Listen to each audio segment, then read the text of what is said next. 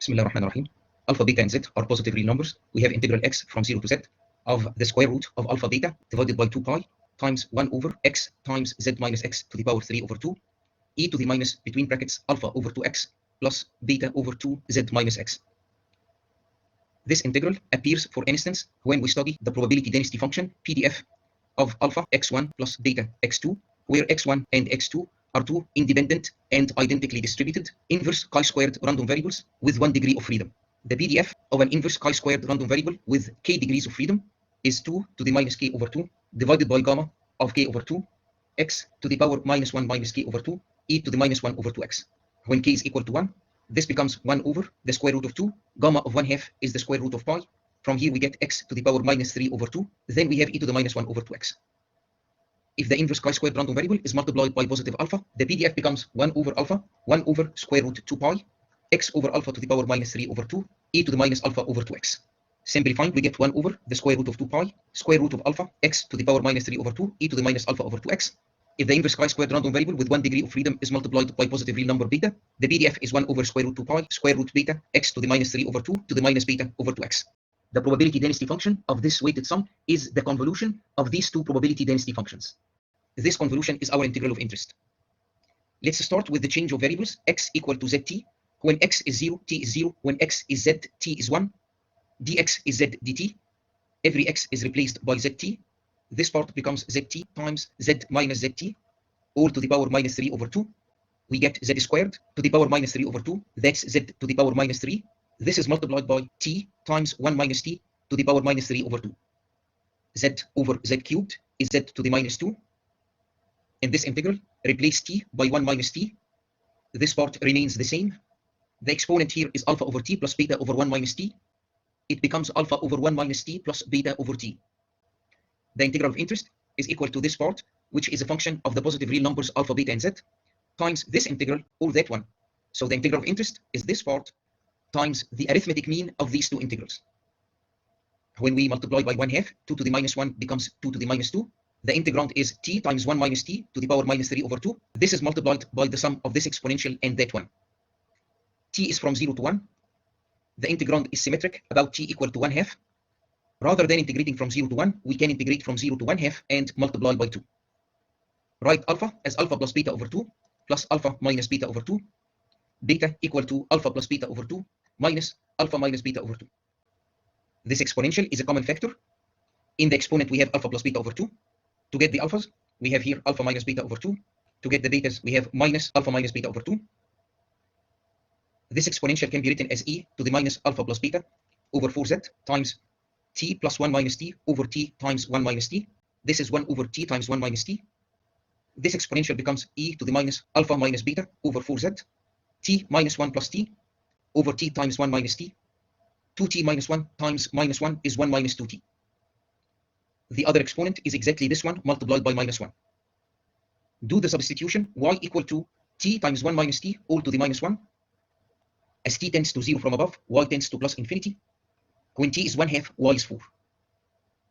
To express t in terms of y, we have a quadratic equation, t minus t squared equal 1 over y. Since t is from 0 to 1/2, t is 1/2 minus 1/2 the square root of 1 minus 4 over y.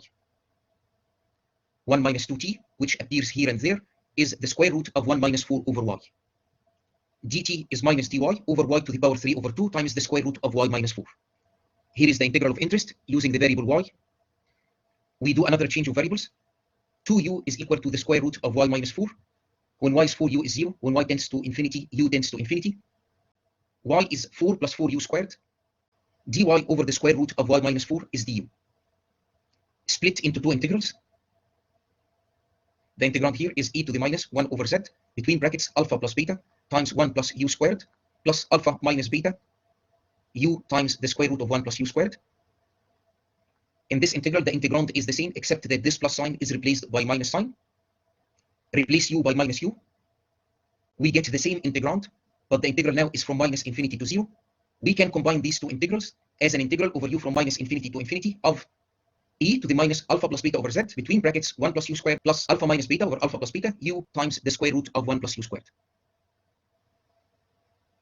Another substitution, u equal to the hyperbolic sign of t. T is from minus infinity to infinity. du is the hyperbolic cosine of t dt. 1 plus u squared is 1 plus the square of the hyperbolic sine of t. This is the square of the hyperbolic cosine of t. Alpha and beta are positive real numbers, so this ratio here is a non-negative real number that is strictly less than 1.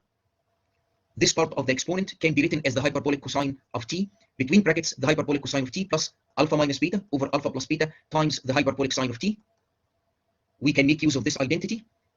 This allows us to write the bracket as the square root of 1 minus alpha minus beta over alpha plus beta all squared times the hyperbolic cosine of t plus the inverse hyperbolic tangent of alpha minus beta over alpha plus beta.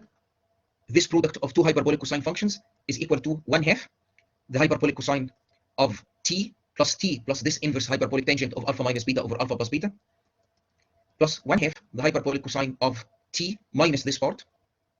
The hyperbolic cosine is an even function, so here we can just write the inverse hyperbolic tangent of alpha minus beta over alpha plus beta.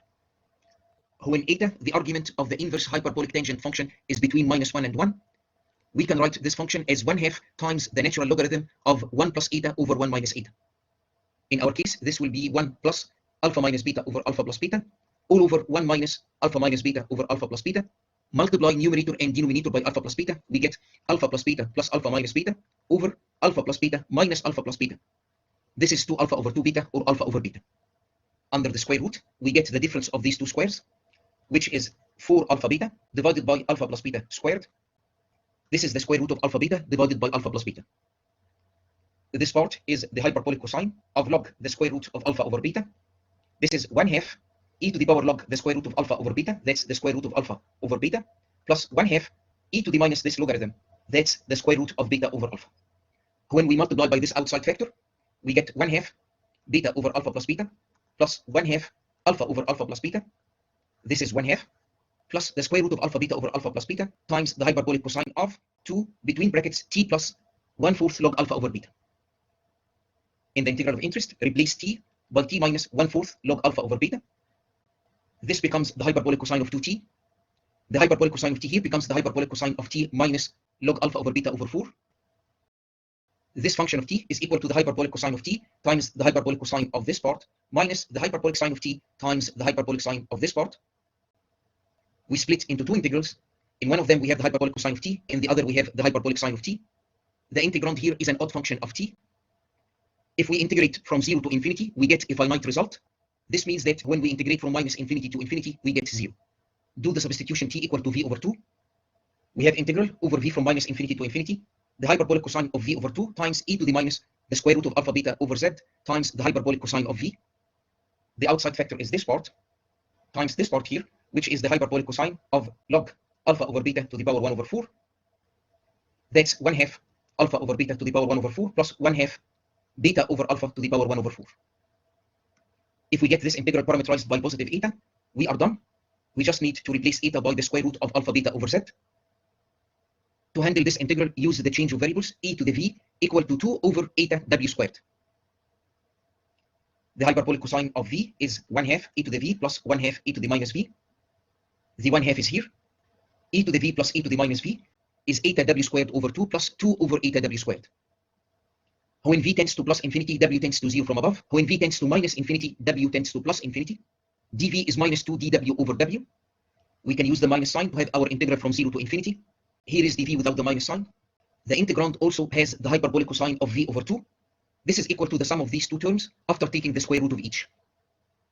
This bracket can be written as the square root of eta over 2 times w minus the square root of 2 over eta times 1 over w all squared. When we square, we get these two terms. We also have minus 2 times the product, which is 1. So we need to add 2. E to the minus eta over 2 times 2, that's e to the minus eta. This part here can be written as d of the square root of eta over 2w minus the square root of 2 over eta times 1 over w. This is exactly what we have in the exponent. So let this function of w be y. When w tends to infinity, y tends to infinity.